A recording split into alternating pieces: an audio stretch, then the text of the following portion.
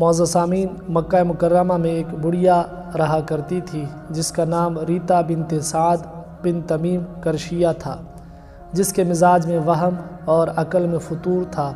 وہ روزانہ دوپہر تک محنت کر کے سوت کاتا کرتی تھی اور دوپہر کے بعد وہ کاتے ہوئے سوت کو توڑ کر ریزہ ریزہ کر ڈالتی تھی اور اپنی باندیوں سے بھی توڑواتی تھی۔ یہی روزانہ کا اس کا معمول تھا۔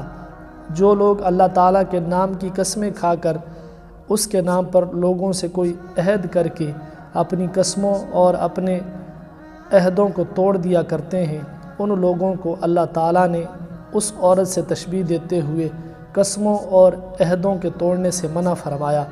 چنانچہ اللہ تعالیٰ نے قرآن مجید فرقان حمید کے پارہ نمبر 14 سورہ نحل کی آیت نمبر 91 اور 92 میں ارشاد فرمایا، جس کا ترجمہ ہے، اور اللہ کا عہد پورا کرو جب قول باندھو اور قسمیں مضبوط کر کے نہ توڑو، اور تم اللہ کو اپنے اوپر ضامن کر چکے ہو، بے شک اللہ تمہارے کام جانتا ہے، اور اس عورت کی طرح نہ ہو جس نے اپنا سوت مضبوطی کے بعد ریزہ ریزہ کر کے توڑ دیا۔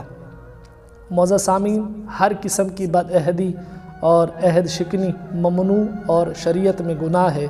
اسی طرح اللہ تعالیٰ کی قسم کھا کر بلا ضرورت اس کو توڑنا بھی جائز نہیں۔ اللہ تعالیٰ نے ارشاد فرمایا، اوفوا بالعقود، یعنی اپنے عہدوں اور معاہدوں کو پورا کرو، اور فرمایا واحفظوا ایمانکم، یعنی اپنی قسموں کی حفاظت کرو۔ ہاں البتہ اگر کسی خلاف شرع بات کی قسم کھا لی ہو تو ہرگز اس قسم پر اڑے نہیں رہنا چاہیے، بلکہ لازم ہے کہ اس قسم کو توڑ کر اس کا کفارہ ادا کیا جائے۔ اللہ تعالی ہم سب کو عمل کرنے کی توفیق عطا فرمائے، آمین۔